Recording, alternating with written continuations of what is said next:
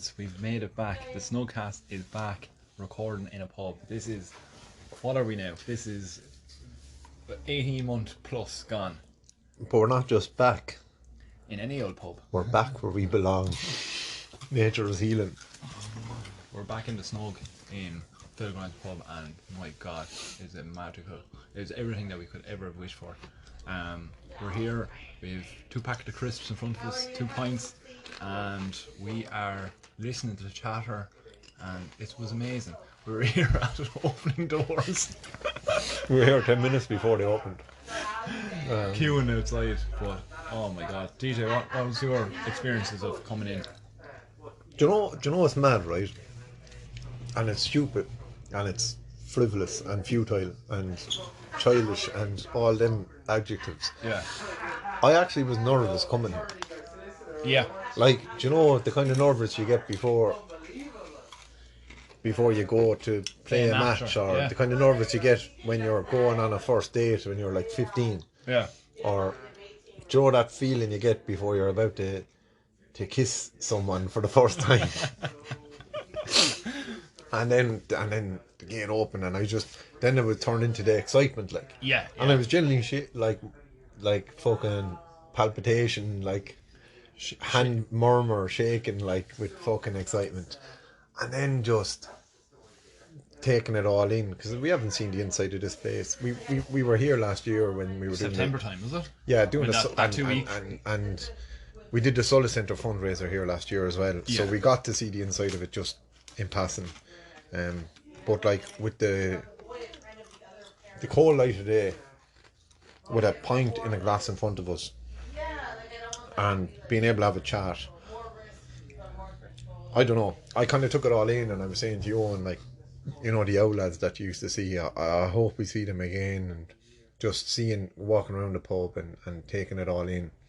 And like, it's actually genuinely emotional when you have an emotional attachment to somewhere like a pub, because as we've often said, it's the centerpiece of the community, the soul of a lot of communities. It's the hub of social activity for so many people, especially of an older generation, that like, it is a place that you have an emotional attachment to, and that's not being hysterical, that's the fucking truth. And to come in and take it all in, and to be the first people in here and be able to chat with Tom properly, to walk around and just breathe it all in back in again. And you forget, we talk about pubs and you talk about it on social media, and you see people from the vintners and all that online, and you nod along and you agree with this or you disagree with that, but what gets lost is the character and the fucking, just the depth of personality that the walls have in a pub.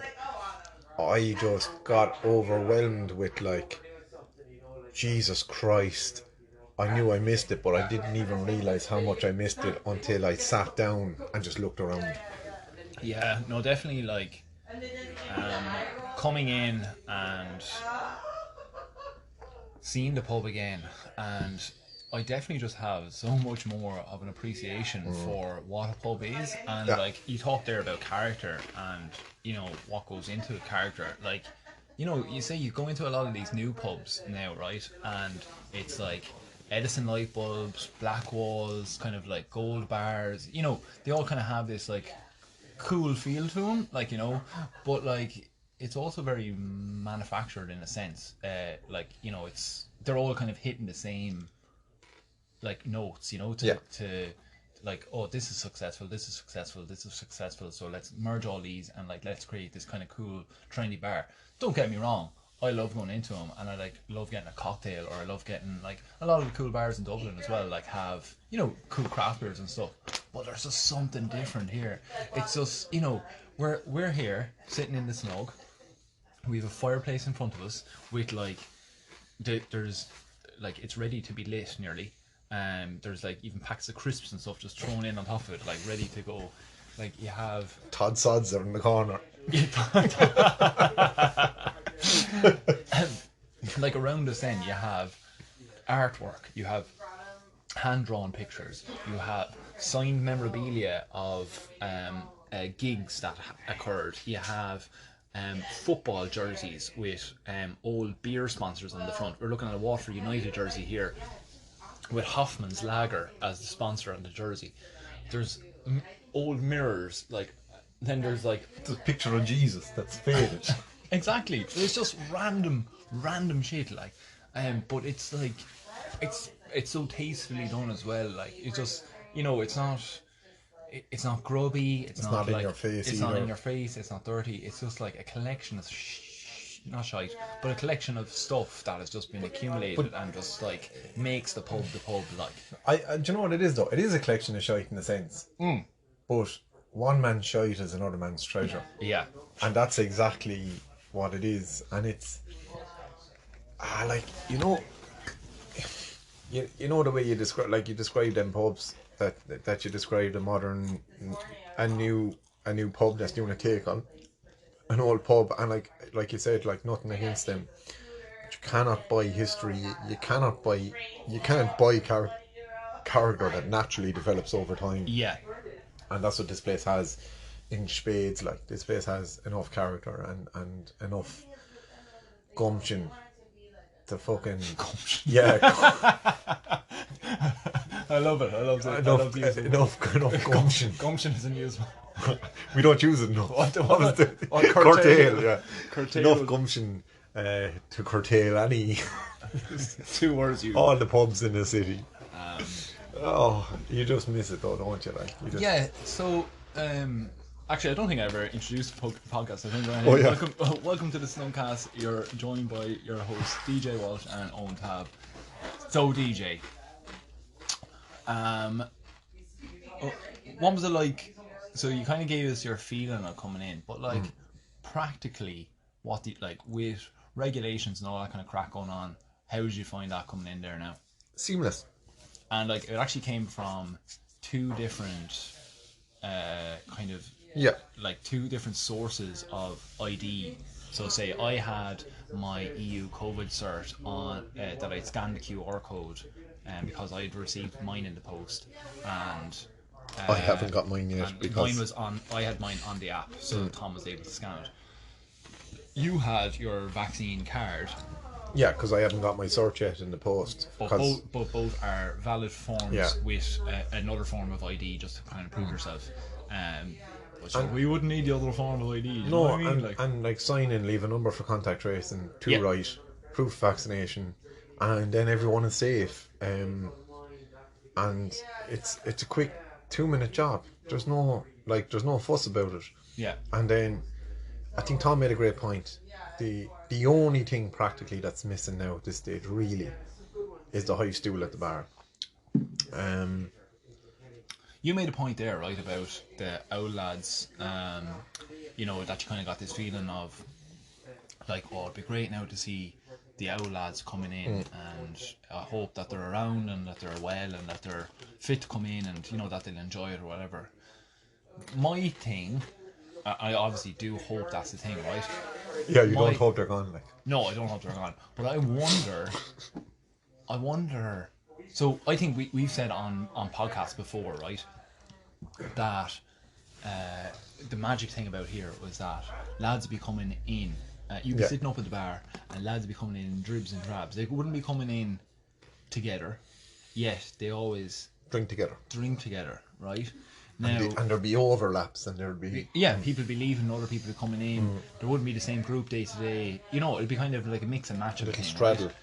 That obviously won't be lost because you don't have a group sitting up at the high stool of the bar, right? But do you think those lads will, you know, will there be like a 6-seated booth or something for those lads created in pubs, and like one in, one out? Do you know what I mean? Like, or I don't see why not. But I also think like the great thing about a pub like this is there's an eclectic mix of people. There's that community of the high stool at the far end of the bar. There's those tables where 5 or 6 people can sit around. There's those tables where there could be 2 groups of different 5 or 6 people that the conversation might overflow and intermingle. And then there's little nooks and crannies in here where a couple can go, or a little group of 3 friends can go, and that's a really nice blend. And I hope, you know, I think here has the capacity to have the little, you know, with 6 to a table. Here is the capacity to have like a table where you know, there's a capacity of 6, but 3 lads are sitting down, and someone comes in who normally would be sat at the bar with them for an hour, comes in and the lads are becking him down. I hope that like, I think that community feel will stay about the place, because it's such a open bar where it's full of nooks and crannies, but you can kind of see most things from the bar. Yeah. So I think that's the way it go. And I think, like, the thing about here was, you'd come in after work, and there'd be a couple of lads who had finished before you, who were always here, and then they'd have their couple of drinks, and while you're having yours, they'd leave, but another might come. Some might come just before they leave, some might come after they leave. So there'd always be that mix of similar people, and that flow of conversation would be quite similar. So yeah, I think you might find a table replaces that section of the bar for a period of time until the bar comes back. And I think with the way vaccination is going in this country, the bar isn't far away. Yeah, no, and yeah, it will be interesting. Like, I know I was in a few pubs in Westport and Doolin and stuff there a few weeks ago, and like, the thing about it is that, you know, there was a few pubs where they had a table up at the bar and stool, like they literally just put a table right resting up against the bar, and they had like stools, you know, off a high table. It was a kind of a high table, like resting up against it. So like, there's nothing to say that that's like that's like. Well, they have that in the Cove. Exactly, yeah. And there's nothing wrong with it. The only thing there with the whole open bar plan, the issue with that is, with the table at the bar, you've got 3 sides, and people would have their backs to other people, so it might just hinder the flow of conversation around the bar. What about this, right? If you had chair, table, chair, table, chair, right? What if you cut out a section of the bar and put a table into it that you could glue into the bar? Or what happens if your table at the bar was only like a sliver of a thing, like enough just to rest the pint on? Do you know, like a little shelf, like little shelf that came out, shelfine. Yeah, and then you had like 2 stools on upside the shelf, 2 stools, and basically before you know it, there's 16 lads up in the bar. Right, lads, if anybody wants little shelvines put into their bars for a fee, just email us snugcast@gmail.com, and we'll put in a few shelves in the bar and the fee will be a couple of pints. Oh. Yeah, but yeah, no, it's been absolutely magical coming in. Like, we had such a great talk with Tom when we came in as well. It was just so nice to hear him and hear just the stories. We got so fucking excited about talking about coming in. We forgot the most important thing. What are you drinking tonight? What are you drinking today? It's fucking 4:30. What are you drinking today? I am drinking 8 Degrees Citra. A classic in Tom Phil Grimes. Tom Phil Grimes. The classic in Philly Grimes. Frank Grimes. R.I.P. So 8 Degrees Citra, and it is like, if you listen to our episode with Thomas O'Mahony from last week, where we were chatting about from about a month ago at this stage. Yeah, but it only released last week. But we were chatting about cans, bottles, and pints, and pints just were overwhelmingly like the biggest pros that they were a pint, and like every time I have a pint now, it just like solidifies that, like, you know, it's 100% the best thing ever, and you know, the great thing about a lot of the stuff that's been on tap here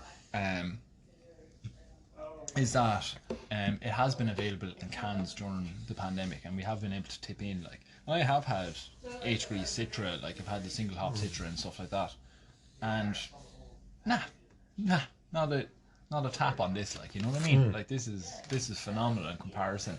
It's just beautiful. DJ, what were you on? So I had a white gypsy blonde, which could be it's just now called Whitefield Blonde. Whitefield Blonde, yeah.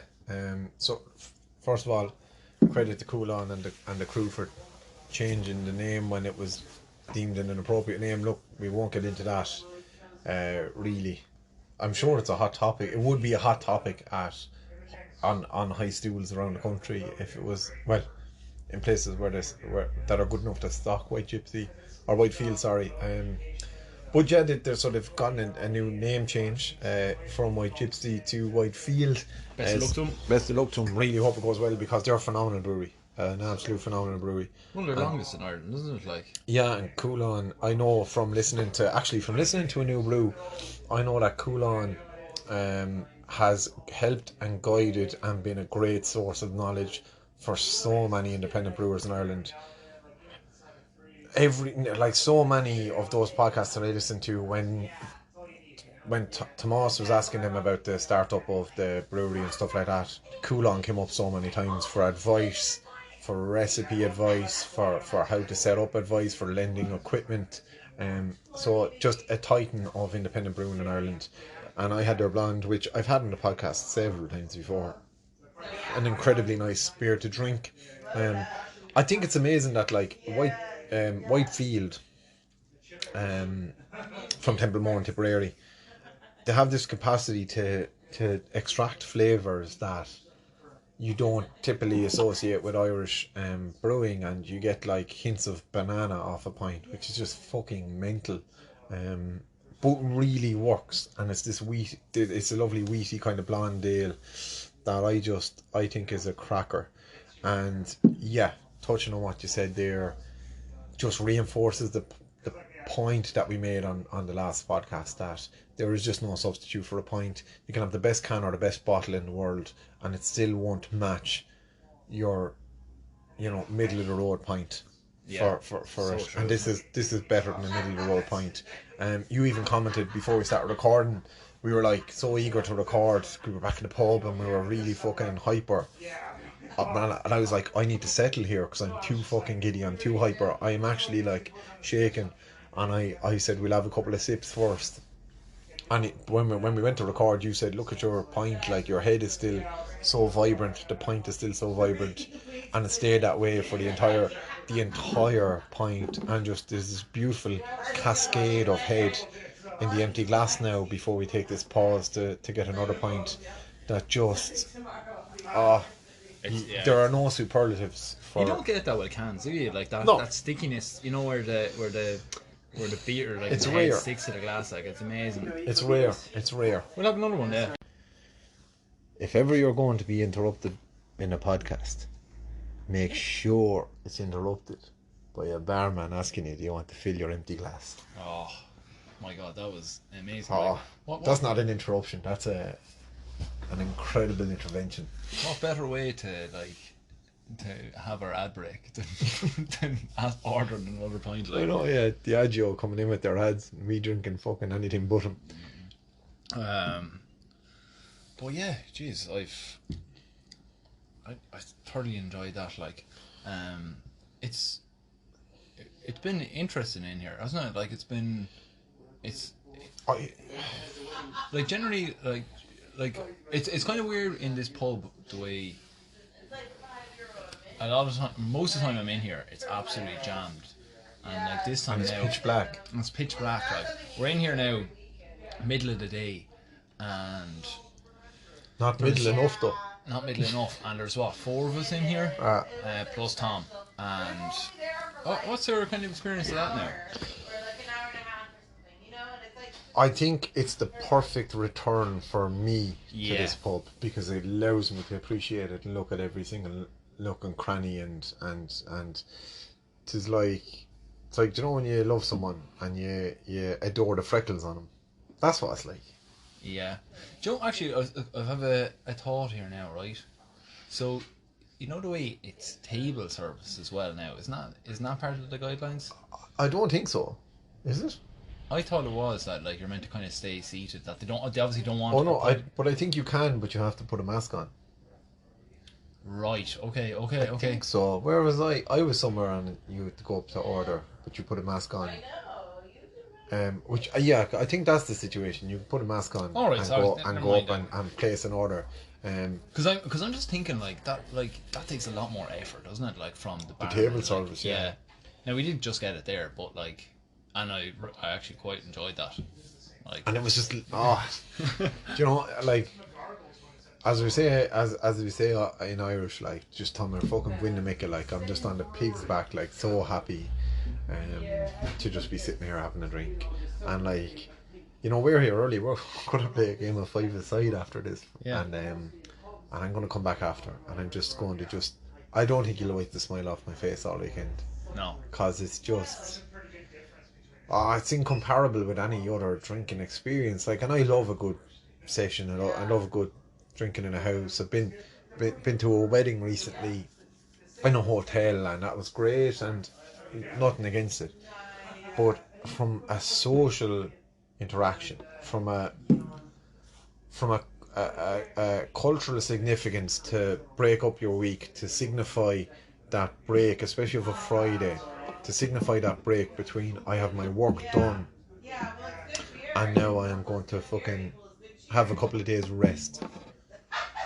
It's just the perfect tonic to mark that line in the sand between your work week finishing and your work weekend starting.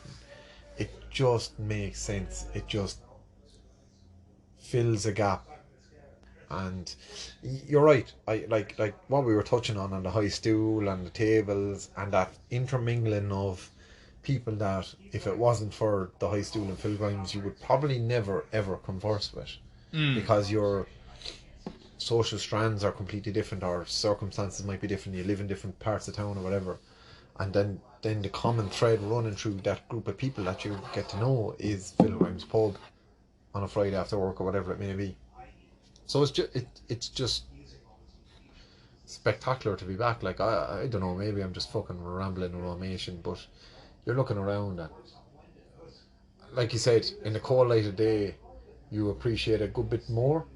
And like even stuff like here, there's a kind of there's a big old renovated urn that has a churn, I should say, not an urn, that has a couple of umbrellas, brollies in it, and we were even saying earlier, like, I wonder who they belong to and how long they've been sitting there now, and have they been sitting there for 18 months? Yeah, well, and I'd say they have been sitting for 18 months, but I also say that they're probably ones, like, there must be about 6 to 8 umbrellas there. There's a few stragglers in there, isn't there? Yeah, because there's an umbrella. There's kind of like a hall table as well there, which has a kind of an attached umbrella stand to it as well. So there's the churn and that side by side, and there must be 6 to 8 umbrellas in that. But they're 100% umbrellas that have just been left in the pub over the years that haven't been cleaned. Someone that came in sober in the rain and then left locked and forgot the umbrella. Yeah, classic. But isn't that like an amazing thing as well, that, like, you know, if you went up to Tom now, I'd say take it away with you. Do you know what I mean? Like, and that's, you know, like, if it was pissing rain out now, like he said, take it away with you now, drop it back, or the next. A few brollies in the corner there that no one's claimed. It's just magical. Like, it's been just a fantastic return. And you know, I think with that summation, I think we'll end this, because I've having so much crack here now that I just want to enjoy my pint, the rest of this pint. We gave you an hour and 40 minutes last week, so you can be content with your 25 minutes this week. Yeah. And we'll join up again next week, and go to your local pub, lads, and have a pint, and just embrace it. And just embrace the chaos that is the local pub. And in fairness, I think a lot of those lads, the barmen and the pub owners, they're probably nervous, like, about this restart. So just settle a few fears now and reassure them. Order a few pints and we'll be back. We are back. Show off, we are back.